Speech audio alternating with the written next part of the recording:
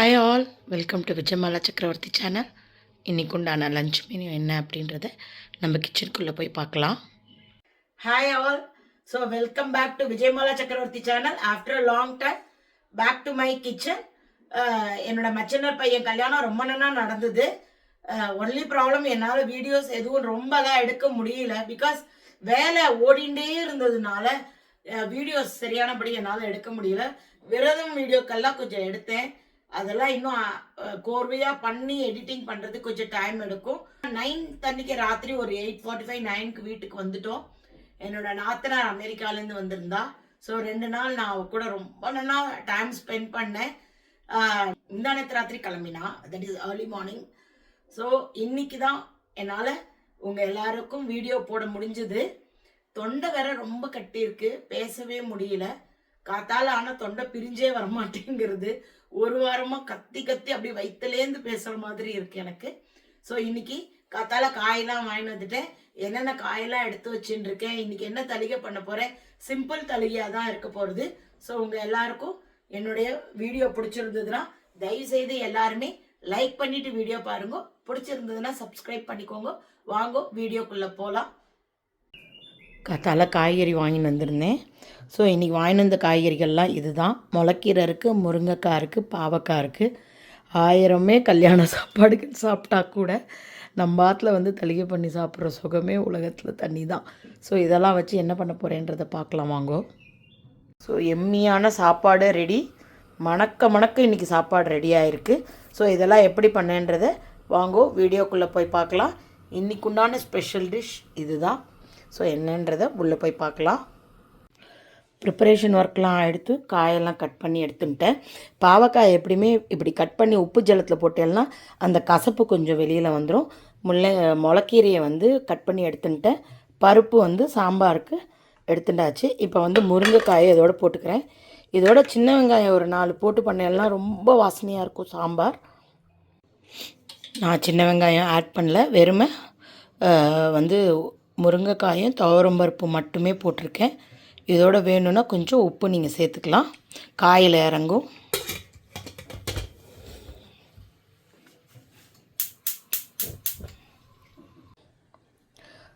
அடுத்தாப்பில் நான் வந்து இந்த பாவக்காயை வந்து இந்த இது வந்து காக்கரக்காய் உள்ளிக்காரம்னு சொல்லி ஆந்திராவில் ஒரு ஐட்டம் பண்ணுவா இல்லையா, அதை தான் நான் இப்போ பண்ண போகிறேன். அதுக்கு சாமான் வறுத்து அரைச்சி பேஸ்ட்டாக ரெடி பண்ணிக்கணும். அது என்னென்னன்றதை உங்களுக்கு காமிக்கிறேன். ஃபஸ்ட்டு வந்து வேர்க்கடலை கொஞ்சம் போட்டுக்கலாம். வேர்க்கடலை வந்து அதில் போடுறாலா தெரியாது, நான் போடுவேன். அதுக்கப்புறமா ஜஸ்ட்டு 1 டீஸ்பூன் தனியா போட்டிருக்கேன், 1/2 டீஸ்பூன் கடலைப்பருப்பு போட்டிருக்கேன், ஒரு 1/2 டீஸ்பூன் உளுத்தம்பருப்பு போட்டிருக்கேன், ஒரு 1/4 டீஸ்பூன் ஜீரகம். இதெல்லாம் நல்லா சவக்க வறுத்ததுக்கப்புறமா வத்த மிளகா ஆட் பண்ணிக்கலாம்.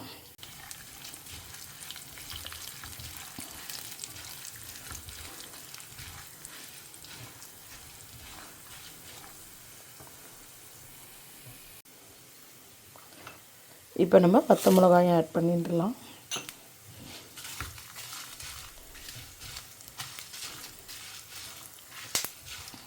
கொஞ்சம் சவக்கட்டும். ஒரு 4-5 பல்லு பூண்டு போட்டுக்கலாம்.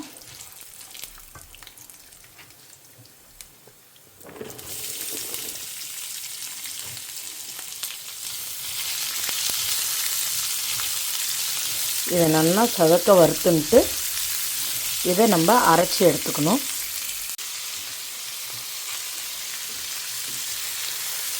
உப்பையுமே இதோடு சேர்த்து ஆட் பண்ணிட்டேன். ஏன்னா காயில் வந்து ரொம்ப இறங்காது. ஆல்ரெடி நான் அதை வந்து உப்பு ஜலத்தில் தான் நினச்சி வச்சுருக்கேன் பாகக்காயை. ஸோ அதில் உள்ள கசப்பெல்லாம் போனதுக்கப்புறம் என்ன உப்பு இறங்கியிருக்கோ அது போகும். ஸோ நம்ம ஸ்டஃபிங் வைக்கிறதுக்கு மட்டும் உப்பு ஆட் பண்ணியிருக்கேன். இது நல்லா செவக்க ஆனதுக்கப்புறமா நம்ம என்ன பண்ணிடலாம், இதை அரைச்சிட்டு இதுலேயே எண்ணெயை குத்தி பாவக்காயை ஒரு செமி ஃப்ரை மாதிரி பண்ணிக்கலாம். இது வதக்கின நேரத்துக்கு கூடவே கீரையை வந்து உப்பு போட்டு கொஞ்சமாக ஜலம் குத்தி மசிய விட்டு தாளித்து கொட்டினா கீரை மசியல் ரெடி ஆகிடும். ஸோ இதுவுமே ஆறுனதுக்கப்புறம் அரைச்சி எடுத்துக்கலாம்.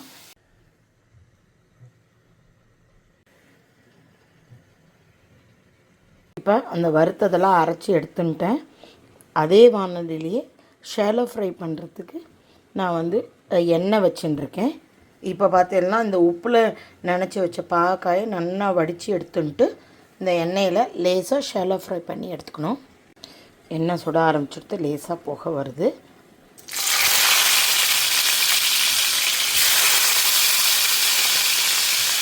தண்ணியில் இருந்ததுனால கொஞ்சம் சலசலான்னு அடிக்கிறது.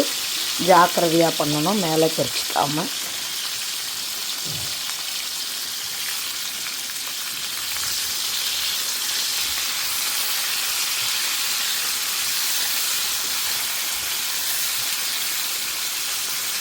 இது கொஞ்சம் நல்லாவே குக்காகி ஃப்ரை ஆகட்டும், அப்புறம் காட்டுறேன். ஸோ கீரை நல்லா மசிஞ்சுட்டே வருது.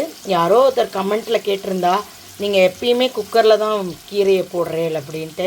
போன மாதம் எல்லாமே நான் வந்து ஷாப்பிங் போனபோது எனக்கு டைமே இல்லை. ஆனஸ்ட்லி அவசரமாக தளிகை பண்ணி வச்சுட்டு, ஏன்னா நம்ம ஆற்றுல இருக்கிறவளுக்கும் தளிகை பண்ணி வச்சுட்டு தானே நம்ம போக முடியும். ஸோ அதனால் நான் சொல்லியே தான் பண்ணுவேன். மூடி வச்சு குக் பண்ணுறது நல்லதில்லை. நான் அவசரத்துக்காக நான் இப்போ வந்து குக் பண்ணிவிட்டு போகிறேன் அப்படின்னு சொல்லிட்டு தான் பண்ணுவேன். சரி, ஒர்க் பண்ணுற உமன்லாம் என்ன பண்ண முடியும் சொல்லுங்கள் பார்க்கலாம். நானே வந்து இப்போ ஆல்டர்னேட்டிவ் டேஸ் வீடியோ போடுறேன் அப்படின்னா, என்றைக்காவது ஒரு நாள் வீடியோ எடுக்க போகிறதில்ல இன்றைக்கி அப்படின்னா, அன்றைக்கி டேயில் நான் கீரை பண்ணுவேன். நிதானமாக பண்ணலாம். வீடியோவும் எடுத்துட்டு இந்த மாதிரி சில ஸ்லோ வேலைகளையும் பண்ணிட்டு வெளியிலையும் வேலையும் பண்ணினா அன்றைக்கி டேயில் ரொம்ப ஹெக்டிக்காக ஆகிடுறது. ஈவினிங் ரொம்ப டயர்டாக போய்டுறது. ஸோ இன்றைக்கி எனக்கு ஒரு வேலையும் இல்லை, வெளியில் போகிற வேலைகள் இல்லை. அதனால் நான் நேராகவே இப்போ குக் பண்ணிட்டு இருக்கேன். மெஜாரிட்டி ஆஃப் த டைம் நான் நேராக தான் குக் பண்ணுவேன். மூடி போட்டு குக் பண்ணாமல் இருந்தால் தான் கீரை உடம்புக்கு நல்லது. ஸோ குக் ஆகட்டும். இதை அப்படியே ஜஸ்ட்டு தாளித்து கொட்டினா போகிறோம். உப்பு ஆல்ரெடி போட்டேன் அதில். இந்த அளவுக்கு நம்ம ரொம்ப கரகரான்னு பண்ண வேண்டாம். இந்த அளவுக்கு வந்து பாவக்காயை ஷாலோ ஃப்ரை பண்ணி எடுத்துன்ட்டு அதுக்கப்புறமா அதை ஸ்டஃபிங் பண்ணிவிட்டு இதே எண்ணெயிலேயே நம்ம போட்டு நல்லா பரட்டி எடுத்துடலாம். அப்போ நல்லா பயங்கர டேஸ்டியாக இருக்கும். நான் இதில் வந்து இப்போ இந்த பேஸ்ட்டில் வந்து சில பேர் அடிஷ்னலாக 1 டீஸ்பூன் காரப்பொடி போட்டு அரைக்கிறா. அதெல்லாம் எனக்கு உடம்புக்கு ஒத்துக்கலை. அதனால் நான் வெறும் பேடிகை சில்லி மட்டும் போட்டு அரைச்சிருக்கேன். வேணும் காரம் வேணுங்கிறவா இதோட 1 டீஸ்பூன் வரட்டு பொடியை ஆட் பண்ணி அரைச்சிக்கலாம். இப்போ நான் இந்த அடுப்பை ஆஃப் பண்ணிவிட்டு இந்த பாவக்காயெல்லாம் பிளேட்டில் எடுத்து வச்சு ஸ்டஃபிங் பண்ணிவிட்டு இதோட காமிக்கிறேன். இதில் ஜஸ்ட் அந்த பேஸ்ட்டை எடுத்து அப்படியே நீங்கள் ஒரு மாதிரி ஈஸி விட்டால் போகிறோம். பெருசாக பண்ணணுன்றதில் ஜஸ்ட்டு ஸ்டஃபிங் பண்ணிக்கலாம். சில பேர் பெருசாக கட் பண்ணுறா, அது ரொம்ப டைம் எடுக்கும். அப்புறம் உள்ளே கசக்கும் வேறு, நமக்குலாம் நாக்கு ஜாஸ்தி. ஸோ அதனால் நான் இந்த மாதிரி கொஞ்சம் தின்னாக தான் கட் பண்ணிட்டுருக்கிறேன். ஸோ இதில் நான் இப்போ ஸ்டஃப் பண்ணிவிட்டு காமிக்கிறேன். ஸோ அரைச்ச பேஸ்ட் அத்தனையுமே நான் எடுத்து இதில் இப்படி ஸ்டஃப் பண்ணியிருக்கேன். இப்போ அதே எண்ணெயே சுட வச்சுருக்கேன். நீங்கள் ஸ்லோவாக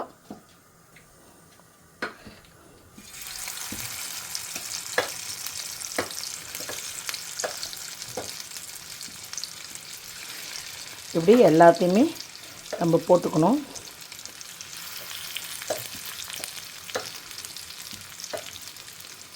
கொஞ்சம் பெரிய பீஸாக கட் பண்ணாக்கா ஸ்டஃபிங் டைம் கொஞ்சம் ஈஸியாக இருக்கும்.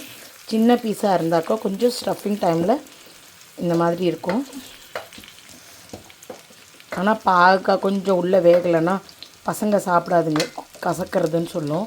அதனால தான் கொஞ்சம் சின்ன சைஸ் பண்ணிட்டேன். ஸோ இப்போ நான் எல்லாத்தையுமே போட்டேன். இது நல்லா கிறிஸ்பியாக வந்ததுக்கப்புறமா இதை நம்ம ஆஃப் பண்ணிட வேண்டியதான். ஸோ நமக்கு வந்து காக்கரக்காய் உள்ளிக்காரம் ரெடி ஆகிடும். இதை நான் பெரிய அடுப்பில் வச்சுட்டேன். ஸோ இதை நல்லா கிறிஸ்பியாக ஆகணும் அப்படின்ட்டு. இங்கே சாம்பாருக்கு வானலி வச்சுருக்கேன்.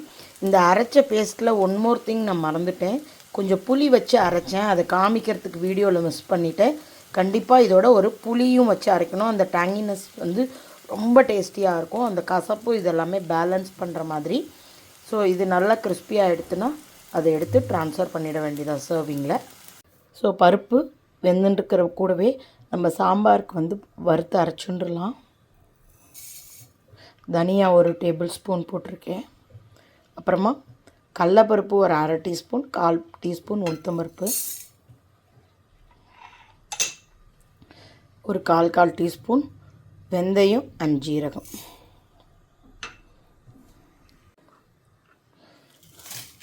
வத்த மிளகா, கருவேப்பிலை.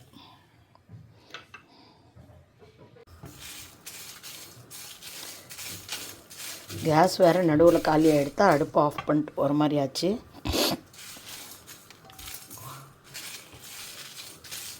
தொண்டை குரல் சுத்தமாக எழும்ப மாட்டேங்கிறது, பாறையாக கட்டி கிடக்கு.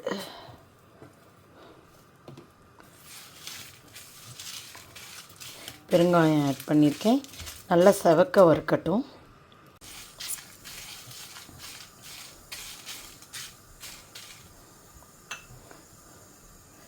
கொப்பரை போட்டிருக்கேன்.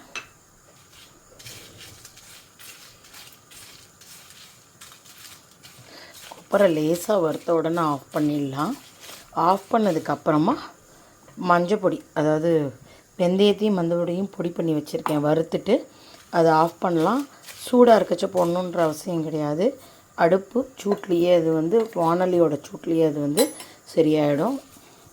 இது ஒரு 2 minutes வதக்கிட்டு அப்புறம் மஞ்சள் பொடி ஆட் பண்ணலாம். ஸோ நான் இப்போ அடுப்பை ஆஃப் பண்ண போகிறேன். இதை மஞ்சள் பொடியும் போட்டுட்டு இப்போ அடுப்பை ஆஃப் பண்ணிட்டேன். இது லேசாக இப்படி பெரட்டி விட்டால் போகிறோம். இதை பொடி பண்ணி எடுத்துடலாம்.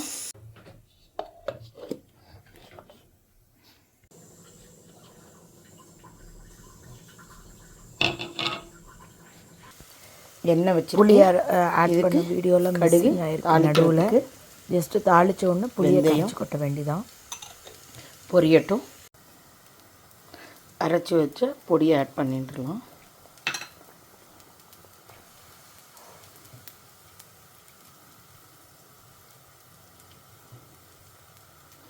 வறுத்து அரைச்ச பொடி தான், அதனால் பச்சை வாசனை இருக்காது. நம்ம வேக வச்ச பருப்பு முருங்கைக்காய் ஆட் பண்ணிடலாம்.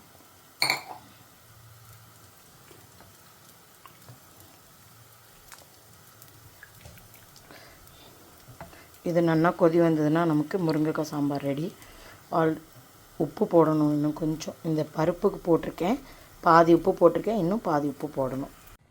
ஸோ சாம்பார் லேசாக கொதி வர ஆரம்பிக்கிறது, நல்ல மணமாக இருக்குது.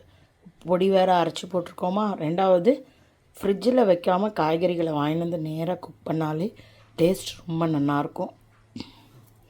கொத்தமல்லி தழை போட்டுடலாம் வாசனைக்கு.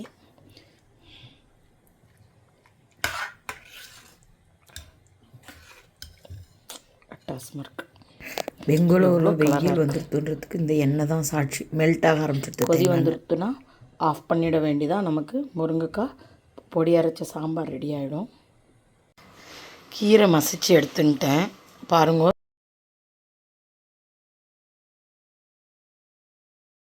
கீரையை தேங்காய் எண்ணெயில் தாளித்து கொட்டினெல்லாம் நல்லா வாசனையாக இருக்கும். ஸோ அதனால் 1 டீஸ்பூன் எண்ணெய் எடுத்துட்டுருக்கேன். இதில் ஜஸ்ட்டு கடுகு, உளுத்தம்பருப்பு, கடலைப்பருப்பு, அவ்வளோதான். பெருங்காயம் கொஞ்சம் தாளிக்க வேண்டிதான்.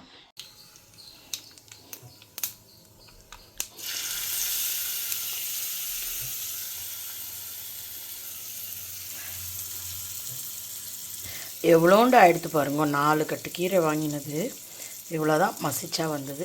பட் வெரி டேஸ்டியாக இருக்கும். ஸோ இன்றைக்கு உண்டான தளிகை ரெடியாக எடுத்து சுட சுட சாதம் இருக்குது. முருங்கைக்காய் போட்டு பொடி அரைச்ச சாம்பார் பண்ணியிருக்கேன். முளைக்கீரை போட்டு கீரை மசியல் பண்ணியிருக்கேன். அப்புறமா இது ஆந்திரா ஸ்டைல் காக்கரக்காய் உள்ளி காரம் பண்ணியிருக்கேன். என்னோடய லாக்டோஸ் ஃப்ரீ தயிர் கிடச்சிருக்கு. எவ்வளோ நாள் கிடைக்கிறதோ அவ்வளோ நாள் அனுபவிச்சிக்க வேண்டியதாக. தயிர் சாப்பிடாமல் இருக்கிறது ரொம்ப கஷ்டமாக இருக்குது. ஸோ இதுதான் இன்றைக்கு உண்டான தளிகை. Hope you are all enjoying my video. If you like it please like and subscribe my channel. Thank you for வாட்சிங். Bye bye all.